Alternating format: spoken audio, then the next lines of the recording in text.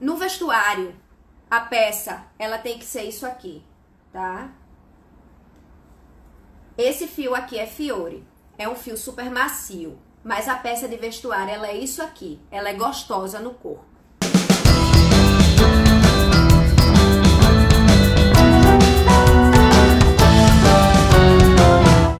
Você não pode fazer um vestuário duro. Como se você tivesse passado uma goma. Para isso, você em geral já usa uma agulha ligeiramente maior do que o rótulo te orienta. Porque o rótulo tá pegando para uma peça padrão, pra gente fazer vestuário, as pessoas do ponto apertado, usem uma agulha mais... por exemplo, eu nem me lembro qual é a agulha indicada no rótulo da Fiore, do Fiore. Mas como eu já tô muito habituada com o vestuário, eu tô usando nele 2.3. Vale ressaltar que eu faço um jogo de agulhas. Quem me acompanha há muito tempo já me conhece, sabe como é que eu acinturo as minhas peças. Então eu faço um jogo de agulha que às vezes eu chego a usar 6 agulhas diferentes, 6 números diferentes numa só peça para fazer a minha modelagem perfeita. Sempre me perguntam sobre o acabamento do ponto fantasia. Tem alguns pontos fantasia que do lado você vai ter só 3 correntinhas. Ou então um ponto alto do lado. E aí você vai ter, sei lá, um X. E aí vai começar outro ponto fantasia. E aí do lado vai ficar vários pontos altos com um buraco do lado. Se você sair costurando, esse ponto alto, essas 3 correntinhas que estão aqui do lado, vão fazer assim, ó. E vai ficar um emendado no outro assim. O que eu faço nesse caso? Eu emendo só a parte de cima e a parte de baixo do ponto alto. E aqui eu faço correntinhas. Eu saio emendando com ponto baixo, faço as correntinhas, emendo de novo com ponto baixo, faço umas correntinhas, emendo de novo com ponto baixo. Por quê? Vai ficar um buraquinho do lado. Mas o ponto fantasia é todo esburacado mesmo. Então por que você não quer um buraco do lado se você tem buraco até no seu peito? Entendeu? É isso que eu falo sempre para as pessoas. Mas aí vai ficar um buraco do lado. Gente, o seu ponto fantasia tem buraco até no seu, mamilo. Por que você não quer os buraquinhos aqui acompanhando o ponto? Pelo amor. Então, procurem acompanhar a harmonia do que vocês estão tecendo. A maneira de fazer isso aqui do lado, você faz como se fosse mais uma carreira, entendeu? Você vai grudando as partes juntinhas com ponto baixo, e aí você faz mais... Você fez um ponto alto, você faz 2 correntinhas e emenda em cima, aí faz mais 2 e emenda em cima, faz mais 2 e emenda em cima, tudo isso do verso. Vai ficar lindo, maravilhoso, harmônico, e você não vai ficar com nada repuxando, sabe? Então tem coisas que elas obedecem a uma lógica que a gente vai aprendendo com o tempo. Anotem isso no coração também, que isso é muito importante. Quando você vai fazer square, por exemplo... O square, às vezes, quando ele... aquele square tradicional do grupinho de 3 pontos baixos para o próximo grupinho de 3 pontos baixos, não tem um buraquinho? Você faz um ponto alto naquele buraquinho. Porque de square para square, ele vai ficar com um buraquinho entre um e outro. Mas qual é o problema? O square já é todo esburacado mesmo. Você vai evitar repuxar a sua peça, fazer uma infinidade de pontos dentro, deixar a sua peça dura. E tudo, eu faço isso até quando eu vou fazer colcha de cama, quem dirá a roupa. Porque se eu já tenho os buracos aqui onde nada pode aparecer, aqui do lado pouco me importa. Eu quero um acabamento bom, lindo, que tenha harmonia com o que eu tô fazendo. Então a gente tem que começar a pensar o vestuário em crochê como vestuário. Ir nas lojas e checar como é que se fez o acabamento naquele tecido. Porque, gente, isso aqui, a malha, é nada mais nada menos do que uma minúscula trama. Então aqui tem um micro crochê feito por gnomos microscópicos, entendeu? Que é uma máquina. Isso aqui não tem nada diferente do teu crochê, ele só é minúsculo. Então você tem que obedecer a mesma lógica se você quer aquilo que você vê por aí como que você acha lindo, sabe? Quando a gente vai numa loja que a gente vê uma peça, sei lá, eu não vou chegar nem na Dolce & Gabbana, mas vamos numa Animale da vida. Você vê que ela tem um acabamento perfeito, primoroso, nada repuxa. A gola, ela não faz isso aqui. A minha mãe é louca por acabamento. Então, toda vez que eu compro uma blusa de malha, ela checa se a gola ela tá espremida aqui. Isso é o quê? A pessoa que foi costurar, ela errou na tensão da máquina de costura. E aí ficou muito apertado e fez isso aqui, ó.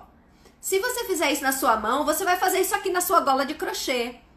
Então você tem que obedecer a mesma harmonia do que você teceu, da lógica do ponto que você fez a peça inteira para fazer o seu acabamento.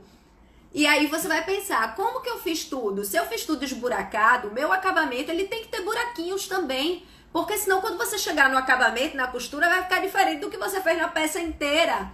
Aí todo mundo me pergunta, me manda assim a peça de lado e faz assim, Gabi, o que é que tá esquisito aqui?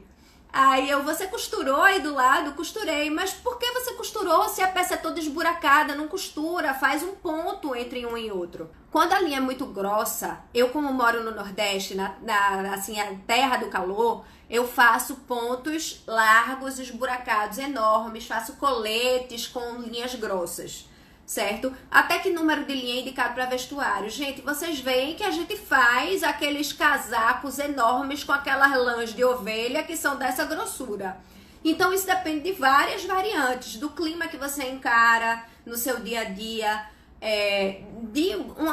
da peça que você vai fazer, inclusive. Agora, se você está falando de peça modelada no corpo, de vestuário, aí você tá falando de uma linha um pouco mais fina em geral, que também não é uma regra, porque às vezes eu faço um ponto apertado com a linha grossa, porque, por exemplo, quando é uma saia justa, eu não quero que fique marcando calcinha, marcando celulite, marcando não sei o que lá no bumbum. Então eu faço uma coisa mais grossa pra levantar o tchan, sabe? E aí eu uso o barbante. Eu vou falar uma coisa horrorosa, mas eu tenho um barbante da Euroroma que a marca é Marcelo Nunes. E a linha é Marcelo Nunes. E eu usei ele numa saia, a primeira saia do meu canal, que é a saia pixelada. Então, assim, Marcelo Nunes está na minha cintura, adoidado, porque foi exatamente a cor que eu usei para tecer a cintura.